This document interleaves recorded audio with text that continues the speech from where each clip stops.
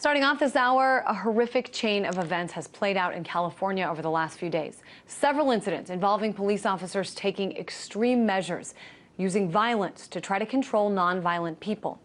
Let's start out with Anaheim, California. Police on Saturday approached several men in an alleyway, and when those men started running, one of them was shot dead by police, though he was unarmed and posing no danger to anyone.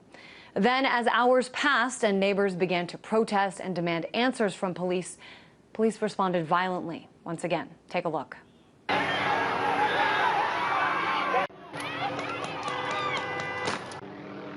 just released the dog and I had my baby and my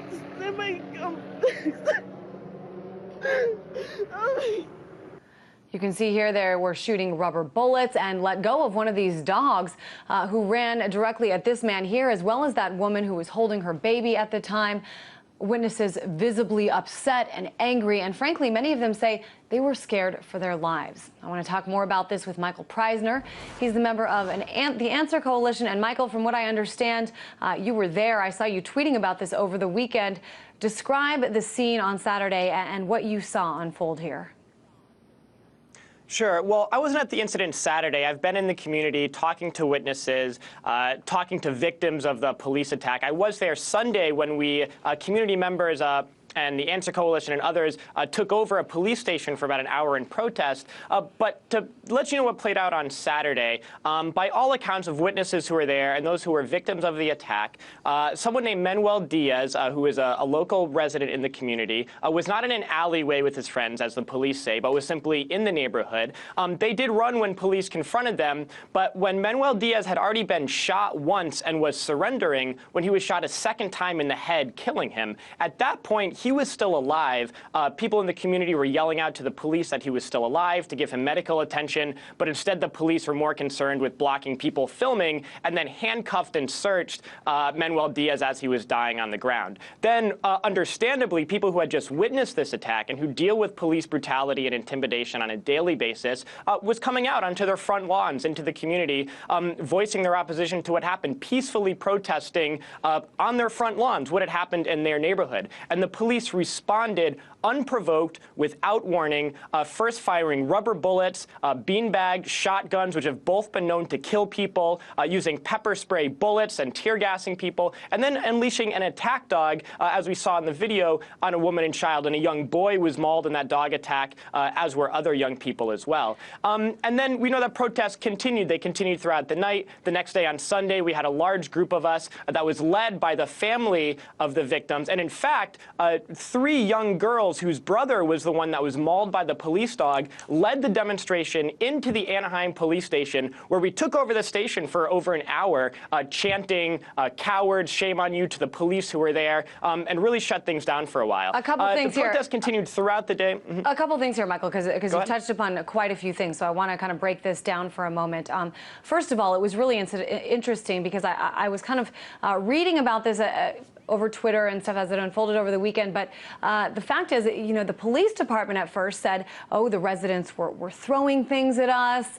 You know, as you say, maybe the alleyway was incorrect. The fact is, usually, and I've worked in local news for years, when you are trying to get the facts of a story, oftentimes all you have is this police statement. We are living in a new age today because we have cell phone video more and more often. What do you think, you know, how do you think this is going to change things? I mean, we saw, and it was brutal to see that dog, that police dog, run and just start attacking a man. Do you think things are going to change now with these videos? Well, it's going to be the people mobilizing that's going to make these things change. And of course, this revolution in technology has really revolutionized the way that we can monitor police activity, because this is not an isolated incident. This is nothing new. The reason so many people have come out in protest is because they are used to this as a day-to-day reality in their communities, this type of brutality and this type of violence from the police force. So now, for the first time in the history of dealing with police violence, we are able to actually document what's happening and counter what's going to be given given out by the police, which is 99% of the time going to be complete fabrication to justify the actions that they had taken on. And even with this case of saying, oh, they had to respond because people were throwing bottles, that is very likely not true. Witnesses say that aren't true. But even if it was true, does that justify shooting weapons that can kill people into a crowd of children where there are baby strollers, where there are mothers holding infants? If this was a white, affluent community, the police would have dealt with this situation very differently. But because it was a poor, working-class Latino community, the knee-jerk response of the police was to start firing on people. Well, it was really interesting, too. I'm not sure if any of the residents told you this, Michael, but a lot of them saying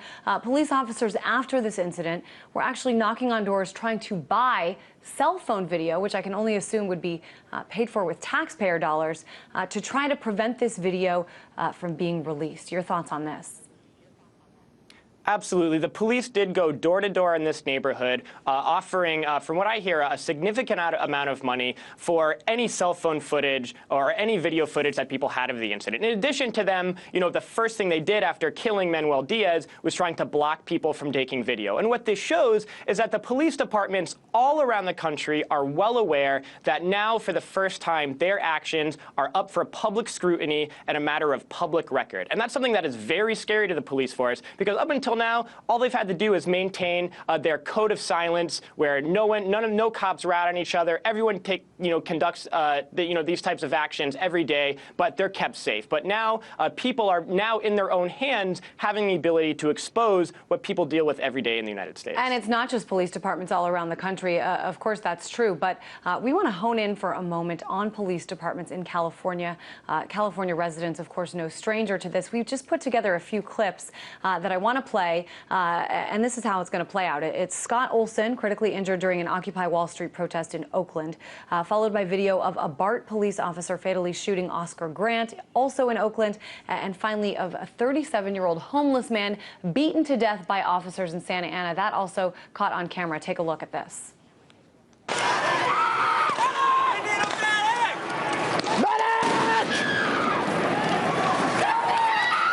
What happened? What happened? Got hit. Shot. What's your name? What's your name? What's your name?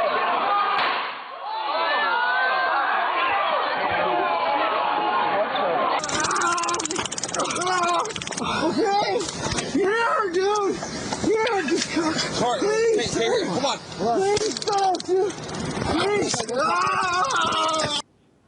So really just all of these things so hard to watch. And yet some of these incidents have prompted mass protests, and yet this is still happening. Why do you think this is, Michael? Well, it was interesting to see the demonstration yesterday at the police headquarters, the Anaheim police headquarters, because, the epidemic of police brutality, not just in the United States, but here in California, that protest consisted of many family members of very high-profile police killings. For example, Kelly Thomas, who was seen in this video. People who had been active around the Kelly Thomas campaign. Families and friends of a man named Mike Nida, who there's a protest this Saturday, who was murdered in Downey, California.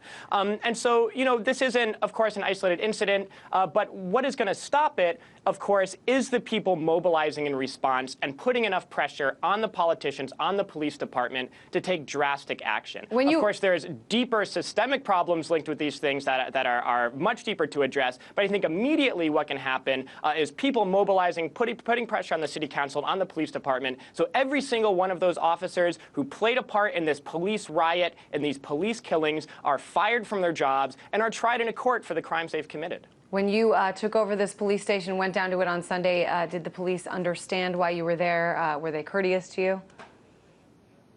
Well, I wouldn't say they were courteous. They were very afraid. They basically locked up all the windows and doors that they could. We basically had the lobby completely under our control. The only police officers there were the ones that were just guarding the entrance into the back area of the police station. But they weren't courteous. I mean, they were just very, very scared because they know that that video footage does not lie, that whatever lies they're used to putting out in statements to the press, their actions are on full display for millions around the world to see. All right. We'll appreciate having you on the show to give us a firsthand look at what you saw, at least in this protest on Sunday. Michael Preisner, member of the Answer Coalition, joining us from our LA studios.